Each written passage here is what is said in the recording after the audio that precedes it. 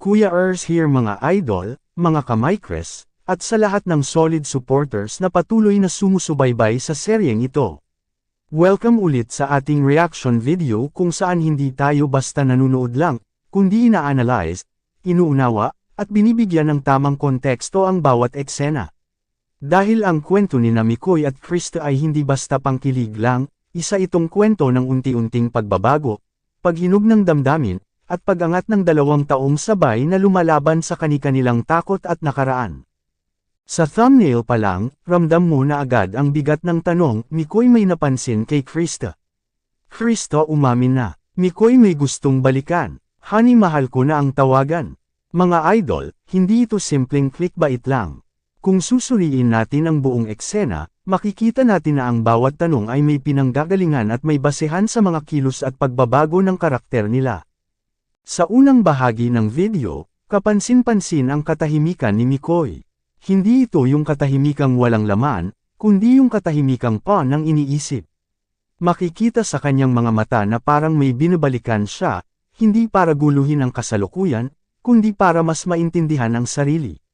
Mature ang dating, kontrolado ang emosyon, at malinaw na mas maingat na siya ngayon sa bawat salita at galaw.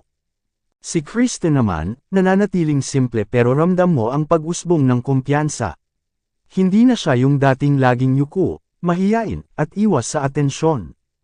Hindi pa man diretsyong sinasabi, pero makikita mo na sa paraan ng paninindigan niya, may pagbabago, may growth, at may sariling lakas na siyang dala. Ang chemistry nila sa eksena ay hindi yung pilit na kilig. Ito yung natural na koneksyon na nabubuo kapag may respeto at tiwala. Yung katahimikan sa pagitan nila ay hindi awkward, ito yung klase ng katahimikang may sinasabi kahit walang salita. At dito na nagsimulang mapansin ng marami na may kakaiba ng nangyayari. Pagdating sa isyu ng pag-amin, malinaw sa ating reaksyon na hindi lahat ng pag-amin ay kailangang verbal. Minsan, mas malakas magsalita ang kilos kaysa salita. Kung may nararamdaman man si Krista, ito ay ipinapakita niya sa pagiging consistent, sa paraan ng pakikitungo, at sa respeto na ibinibigay niya kay Mikoy. At yung linya na, honey, mahal ko na ang tawagan, marami ang nagulat, marami ang kinilig, pero bilang reaction channel, malinaw ang punto natin, ang tawagan ay hindi sukatan ng lalim ng relasyon, kundi simbolo lang ng comfort at closeness. Ang mahalaga ay walang pilitan, walang paasa, at malinaw ang boundaries. Sa edited na segment isa na ito, malinaw ang isang mensahe, hindi ito kwento ng biglaang pag-ibig, kundi unti-unting pag-unawa. At dito pa lang, makikita na natin na may malaking papel ang pagbabago ni Krista sa pananaw ni Mikoy, na mas lalong lalalim sa susunod na segment. Alam mo ba? Sobrang saya ko ngayon. Wala, kasi alam mo, ito yung first out of town natin na magkasama. Ito yung pinakamalayong napuntahan natin. Kumbaga, dati sa farm lang tayo nag-shoot, sa Bagasbas. Pero ngayon nakakarating na tayo sa ganito dahil sa tandem natin. Tapos, ito, magkasama pa tayo. Grabe. Alam mo yan, looking forward ako na makasama ka pa sa mga travel. Ako din. Masaya. Grabe. Ay, sarap sa feeling.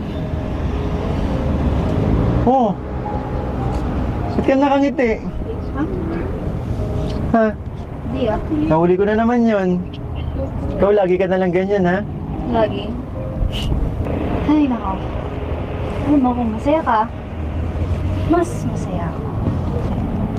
Bakit? Dahil kasama mo ba ako? Oo. Ay, Alam mo, honey, ano? kung yan ang nararamdaman mo, ano napigilan? Ibang-iba ka na ngayon Simulan nung nakilala kita. Iba na yung way ng pananamit mo. Iba na yung way na pakikipag-usap mo sa akin. Kumbaga, dati, ang lakas ng loob kong asar-asarin ka kasi hindi ka makasagot sa akin, hindi ka makalaban. Pero ngayon, Ewan ko ba ano ba ito nararamdaman ko? Ngayon mga idol, dito na tayo sa mas lalong magiging malinaw ang lahat, dahil part 22 na pala ang seryeng ito. Ibig sabihin, mahaba-haba na ang pinagdaanan ng kwento ni Mikoy at Krista. Hindi ito bigla ang eksena, kundi bunga ng maraming episode ng pagbuo ng karakter, emosyon, at samahan. At ang mas lalong ikinagulat ng marami, sa Tagaytay pala kinunan ang part na ito. Kung babalikan natin, noon ay nasa farm lang o Bagasbas ang setting ng kwento. Simple, tahimik, probinsya ang dating. Pero ngayon, umabot na ang kanilang tandem sa Tagaytay, isang lugar na sumisimbolo ng pag-angat, bagong simula, at mas malawak na mundo. At take note mga idol, first time nilang dalawa ito sa Tagaytay. Hindi lang ito pagbabago ng lugar, kundi pagbabago rin ng yugto sa kwento nila. Dito na pumasok ang paninibago ni Mikoy kay Krista. Kung mapapansin, noon ay hindi makatingin si Krista sa mata ni Mikoy. Laging iwas ang tingin, laging may kaba, laging may distansya. Pero ngayon, ay na, direkta na ang tingin. May kumpiyansa, may tapang, at may paninindigan. At para kay Mikoy, malaking bagay ito. Hindi lang sa tingin nagtapos ang napansin niya. Iba na rin manamit si Krista. Mas maayos, mas confident, mas alam na niya kung paano dalhin ang sarili niya. Hindi ito tungkol sa pagiging sosyal o magarbo, ito ay tungkol sa pagkilala ni Krista sa sariling halaga. At bilang isang taong matagal na siyang kilala, natural lang na manibago si Mikoy. Makikita sa mga eksena na parang tahimik na iniisip ni Mikoy, si Krista ba talaga to? Hindi dahil nagbago siya para magpanggap, kundi dahil nag-grow siya bilang tao. At ang ganitong klaseng pagbabago, kusang nakakaapekto sa damdamin ng sinumang malapit sa'yo. Sa Tagaytay setting pa lang, ramdam mo na ang bagong atmosphere ng tandem nila. Mas bukas ang usapan, mas malinaw ang kilos, at mas ramdam ang emotional maturity. Hindi na sila yung dating nangangapa, ngayon, mas may direksyon na ang bawat galaw at salita. At dito papasok ang pinakamahalagang punto ng segment 2, hindi aksidente ang mga napapansin ni Mikoy kay Krista.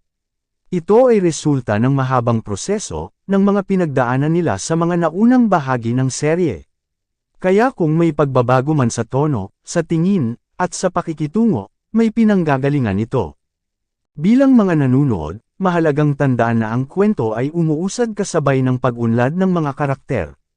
Hindi pwedeng ihiwalay ang part 22 sa mga naunang part. At sa puntong ito, malinaw na nasa bagong chapter na sina Mikoy at Krista, mas mature, mas totoo, at mas handang harapin ang anumang susunod na mangyari. Mga idol, dito nagtatapos ang ating segment 2. Kitang-kita na malayo na ang narating ng Mike Chris tandem, mula sa farm at Bagasbas, hanggang Tagaytay, mula sa iwas tingin, hanggang eye-to-eye, mula sa pagiging mahiyain, hanggang sa pagiging kumpiyansa. Kung nagustuhan ninyo ang ganitong klaseng reaksyon na may lalim at may respeto sa kwento, huwag kalimutang mag-like, mag-comment, at mag-share. Ako po si Kuya Ers, at patuloy nating susubaybayan kung saan dadalhin ng kwentong ito sina Mikoy at Krista.